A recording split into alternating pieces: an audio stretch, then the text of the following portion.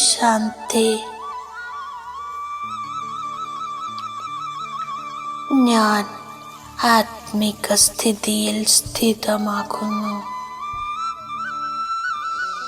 എൻ്റെ സർവ കർമ്മേന്ദ്രിയങ്ങളും ശാന്തമാകുന്നു.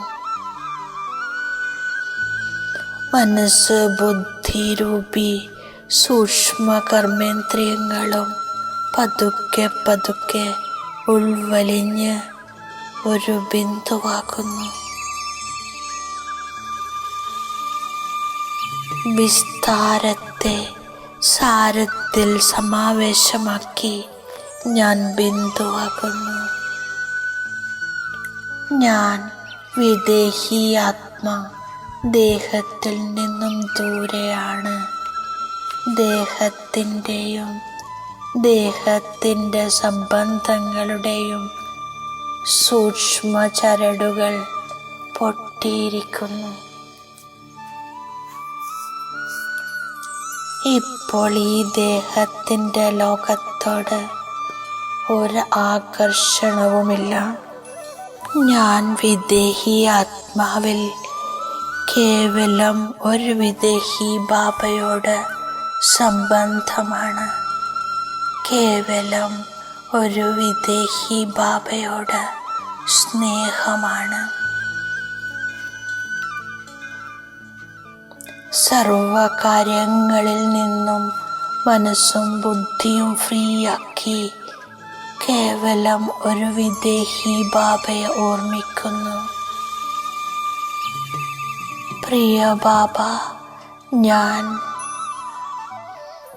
ആത്മാ സർവ്വതും ഉൾവലിച്ച് ബിന്ദുവായി അങ്ങയുടെ സമീപത്തേക്ക് പറന്നുയരാൻ തയ്യാറായിരിക്കുന്നു. ഞാൻ അനുഭവം ചെയ്യുന്നു. ഞാൻ വിദേഹി ആത്മാ, പരമധാമ നിവാസി വിദേഹി ബാബയുടെ അടുത്തേക്ക് പോകുകയാണ്. പരമധാമത്തിൽ തേജോമയ പരം ജ്യോതി ബിന്ദു എന്നെ ആകർഷിച്ചു കൊണ്ടിരിക്കുന്നു. ഒരു മാഗ്നറ്റ് പോലെ തൻ്റെ അരികിലേക്ക് ആകർഷിക്കുന്നു. അനന്തതയിലേക്ക് വ്യാപിച്ചിരിക്കുന്ന ബ്രഹ്മാണ്ടത്തിൽ ഞാനും എൻ്റെ ബാബയും മറ്റാരുമില്ല.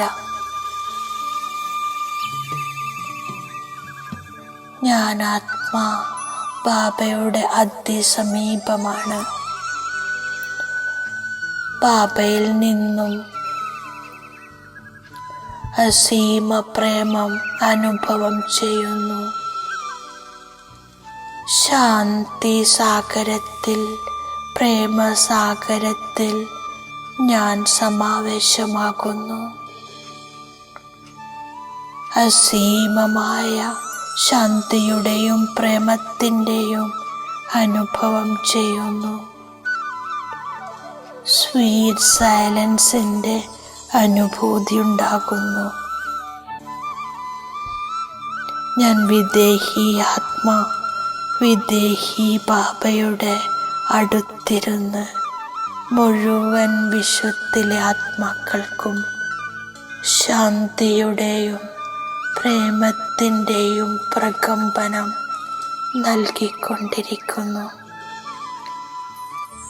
ഈ പ്രകമ്പനങ്ങളെ പ്രാപ്തി ചെയ്ത് വിശ്വത്തിലെ ഓരോ ആത്മാക്കളും ശാന്തിയുടെയും സ്നേഹത്തിൻ്റെയും അനുഭൂതി ചെയ്യുന്നു.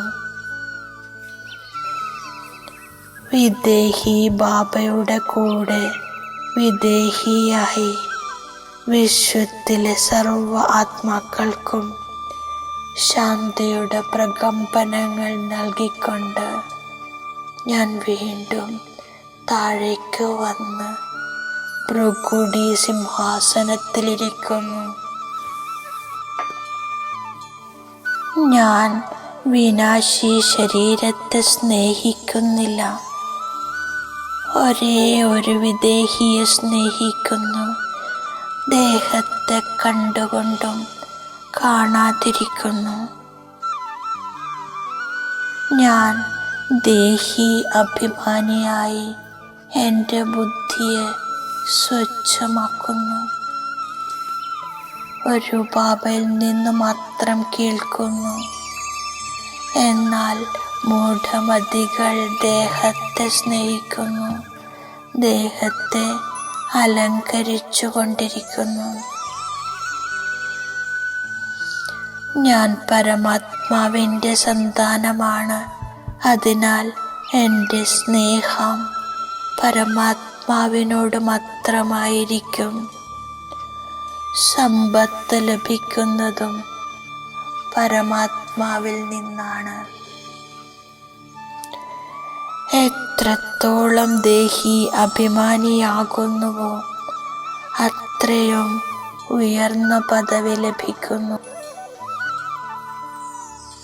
ഇപ്പോൾ ഞാൻ ആത്മാവിനെ സുന്ദരനാക്കി മാറ്റുന്ന വഴിയാത്രികൻ ശിവബാബയാണ്. ഈ സമയം എല്ലാവരും പതിതരും തമോപ്രധാനവുമാണ്. പിന്നീട് ബാബ വന്ന് എല്ലാവരെയും സൗന്ദര്യമുള്ളവരാക്കി മാറ്റുന്നു. ഞാൻ ഒരേ ഒരു ബാബയുടേതാണ്. ബാബ തന്നെയാണ് സർവസ്വവും. ഈ കണ്ണുകളിലൂടെ കാണുന്നതെല്ലാം നശിക്കുന്നതാണ്. ബാബ വന്ന് സർവ ആത്മാക്കളെയും പവിത്രമാക്കി മാറ്റുന്നു. ഞാനൊരു ബാബയെ മാത്രം ഓർമ്മിക്കുന്നു. ദേഹധാരികളോട് പ്രീതി വയ്ക്കുന്നില്ല. ഒരേ ഒരു ബാബയിൽ മാത്രം മോഹം വയ്ക്കുന്നു. ഇപ്പോൾ എനിക്ക് ദേഹി അഭിമാനിയാകണം. മറ്റാരിലെങ്കിലും മോഹമുണ്ടെങ്കിൽ വിപരീത ബുദ്ധി എന്ന് പറയുന്നു. ഓർമ്മയാണ് ഏറ്റവും ബുദ്ധിമുട്ടുള്ള വിഷയം. ഞാൻ ബാബയെ ഓർമ്മിച്ച് തോണി മറുകരെ കടക്കുന്നു. ഓർമ്മിക്കാതെ ഒരിക്കലും വികർമ്മം നശിക്കില്ല. കേവലം ജ്ഞാനമുണ്ട്. യോഗമില്ലെങ്കിൽ തോണി മറുകരെ കടക്കില്ല. യോഗമുള്ളവർ ഒരിക്കലും ദേഹി അഭിമാനത്തിൽ കുടുങ്ങിപ്പോകില്ല. യോഗത്തിലൂടെ ഞാൻ കർമ്മേന്ദ്രിയങ്ങളെ വശത്താക്കുന്നു. ശരിയും തെറ്റും ബാബ മനസ്സിലാക്കി തരുന്നു. യോഗത്തിലൂടെ ആരോഗ്യവും ജ്ഞാനത്തിലൂടെ സമ്പത്തും ലഭിക്കുന്നു. മുഴുവൻ ആധാരവും ആത്മാവ് പവിത്രമാകുന്നതിലാണ്. പവിത്രതയില്ലെങ്കിൽ പദവിയുമില്ല. ഓർമ്മയുടെ ചാർട്ട് വളരെ താല്പര്യത്തോടെ വെക്കണം. ഞാൻ ബാബയെ തന്നെയാണോ ഓർമ്മിക്കുന്നത്, അതോ ഏതെങ്കിലും മിത്രസംബന്ധികളുടെ അടുത്തേക്ക് ബുദ്ധി പോകുന്നുണ്ടോ എന്ന് ഞാൻ ചെക്ക് ചെയ്യുന്നു. മുഴുവൻ ദിവസവും ആരോടൊപ്പമാണ് പ്രീതി ഉണ്ടായിരിക്കുന്നത്, എത്ര സമയം വ്യർത്ഥമാക്കി എന്ന് പരിശോധിച്ച് ചാർട്ട് വയ്ക്കുന്നു. അരകൽപ്പം ഞാൻ പ്രിയതമനെ ഓർമ്മിച്ചു. സുഖം മാത്രം തരുന്ന ബാബയെ ഞാൻ ഓർമ്മിച്ചു കൊണ്ടിരിക്കുന്നു.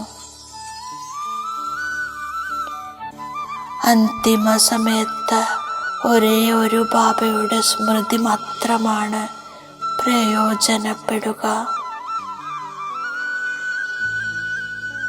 ബാബ മനസ്സിലാക്കി തരുന്നു. നല്ല രീതിയിൽ ബാബയെ ഓർമ്മിച്ചു കൊണ്ടിരിക്കുകയാണെങ്കിൽ അകാല മൃത്യു സംഭവിക്കില്ല.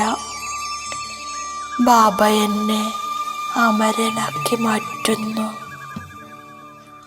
ആദ്യം ബാബയോടൊപ്പം ഞാൻ പ്രീതി വയ്ക്കുന്നു.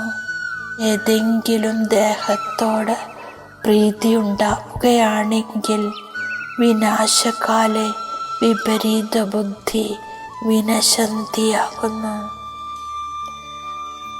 ബാബ എന്നെ കല്ലുബുദ്ധിയിൽ നിന്നും പവിഴ ബുദ്ധിയാക്കുന്നു. ദേഹി അഭിമാനിയാകുന്നതിലൂടെ അനേകം അസുഖങ്ങളിൽ നിന്നും മുക്തമാകുന്നു. ഞാൻ ഹൃദയത്തിൻ്റെ പ്രീതി ഒരേ ഒരു ബാബയോട് ചേർക്കുന്നു. ആരുടെയും പേരിലോ രൂപത്തിലോ കുടുങ്ങുന്നില്ല. ബാബ വരദാനം നൽകിയിരിക്കുന്നു. സദാ ഭാരരഹിതരും സഫലരുമായി ഭവിക്കൂ. ഞാൻ ഗൃഹസ്ഥ വ്യവഹാരവും ഈശ്വരീയ വ്യവഹാരവും രണ്ടിൻ്റെയും സമാനത വയ്ക്കുന്നു. ശ്രീമതത്തിൻ്റെ സൂചി ശരിയാണെങ്കിൽ രണ്ടു വശത്തും സമാനമാകും. ഞാൻ ഗൃഹസ്ഥിയല്ല, ട്രസ്റ്റിയാണ്. ഈ സ്മൃതിയിലൂടെ ഗൃഹസ്ഥ വ്യവഹാരവും ഈശ്വരീയ വ്യവഹാരവും രണ്ടിലും സമാനതയുണ്ടാകുന്നു. അപ്പോൾ ഭാരരഹിതരും സഫലവുമായിരിക്കും. ഫസ്റ്റ് ഡിവിഷനിലേക്ക് വരുന്നതിനു വേണ്ടി കർമ്മേന്ദ്രിയ ജീത്തും മായാജീത്തുമാകുന്നു. ഓം ശാന്തി.